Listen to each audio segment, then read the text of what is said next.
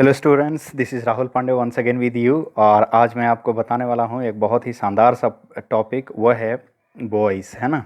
Boys क्या होते हैं और बॉयज़ के बारे में हम लोग अभी जानने वाले हैं कि बॉयज़ आखिर होते क्या हैं, और बॉयज़ को अगर हम लोग पढ़ेंगे तो बॉयज़ में कैसे हम लोग ट्रांसफॉर्म करते हैं और ट्रांसफॉर्मेशन इसमें कैसे होता है।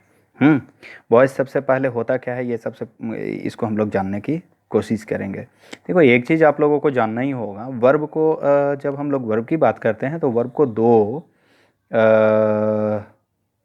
पार्ट में हम लोगों ने बांटा था। पहला था हेल्पिंग वर्ब और दूसरा था मेन वर्ब, है ना, या प्रिंसिपल वर्ब। प्रिंसिपल वर्ब के बारे में जब हम लोगों ने देखा था तो वहाँ पर हम लोगों ने दो तरह की चीज़ों के बारे में जाना था, है ना। अब थोड़ा जब आगे हम लोग बढ़ेंगे तो वर्ब को दो अलग अलग और पार्ट में बांटा जाता है, जिसको हम लोग ट्रांजिटिव वर्ब और इंट्रांजिटिव वर्ब कहते हैं, है ना। तो एक तरह से ऐसे हम लोग वॉइस को डिफाइन कर सकते हैं कि जिस एक्सरसाइज में या जिस लेसन में हम लोग ट्रांजिटिव वर्ब का अध्ययन करते हैं तथा उसके उपयोग के बारे में जानते हैं, तो उसको हम लोग वॉइस कहेंगे, है ना। यानी कि जो लेसन, जिस लेसन में एक वैसा लेसन, है ना, जिसमें किसके बारे में जानना होता है या किसके यूज़ के बारे में हम लोग जानते हैं, तो ट्रांजिटिव वर्ब्स के बारे में, है ना। जहाँ पर हम लोग ट्रांजिटिव वर्ब्स के बारे में जानते हैं जिस रिलेशन में, उसे हम वॉइस कहते हैं। अच्छा, देखो, एक यहाँ पर बात जो है वो हमें ध्यान से देखने वाली बात ये है कि ट्रांजिटिव वर्ब होते क्या हैं, ट्रांजिटिव वर्ब हम लोग बोलेंगे किसको, है ना। तो पहला तो ट्रांजिटिव वर्ब का जो क्वालिटी है वो ये है कि इससे अगर कोई भी, है ना, प्रभावित होता हो, जैसे कि जिस क्रिया से कोई प्रभावित हो उसे ट्रांजिटिव वर्ब कहते हैं। दूसरा इसका एक और जो है वो आपको फैक्टर जानना होगा, वो ये है कि जो क्रिया अपने बाद ऑब्जेक्ट ग्रहण कर सके, है ना, या जिस क्रिया के बाद, वर्ब के बाद अगर कोई ऑब्जेक्ट आता हो तो उस तरह के वर्ब को भी हम लोग क्या कहते हैं, ट्रांजिटिव वर्ब कहते हैं। जो क्रिया, अब तीसरा इसका एक और थोड़ा सा छोटा सा पॉइंट है जिसको हम लोग अभी जानने वाले हैं, है ना। कहता है कि या आप थोड़ा ध्यान से सुनेंगे इसको और समझने की कोशिश करेंगे कि जो क्रिया अपने शक्ति को ऑब्जेक्ट में ट्रांसफ़र करता हो, अर्थात जिससे, जिस वर्ब से ऑब्जेक्ट जो है वो माने इम्पैक्ट जिस पर पड़ सके, मतलब वैसा वर्ब जो ऑब्जेक्ट को क्या कर सके, ऑब्जेक्ट को प्रभावित कर सके। मतलब कहीं ना कहीं आपको इम्पैक्ट देखने को मिलेगा किसका, वर्ब का, किस पर, तो ऑब्जेक्ट पर। अगर ऐसा कुछ पार्ट आपको देखने को मिलता है, ऐसे कुछ वर्ब्स आपको देखने को मिलते हैं, तो उन सभी वर्ब्स को हम लोग ट्रांजिटिव वर्ब कहते हैं, है ना। अभी आगे जो हम लोग जानने वाले हैं वो है वॉइस। अभी मैं आपको बस बता रहा था ये कि ट्रांजिटिव वर्ब जो है वो कैसे हम लोग इसको समझेंगे कि ट्रांजिटिव वर्ब क्या होते हैं, है ना, और ट्रांजिटिव वर्ब को हम लोग कैसे समझेंगे।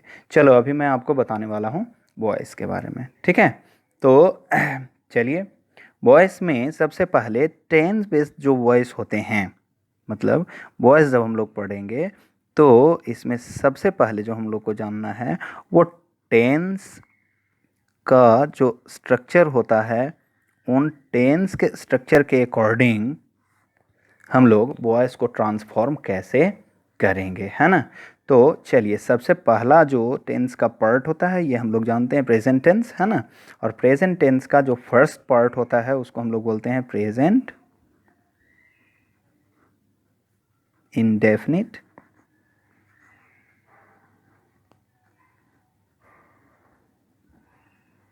टेंस, है ना, या इसी को हम लोग बोलते हैं सिंपल प्रेजेंट टेंस, यही बोलते हैं ना,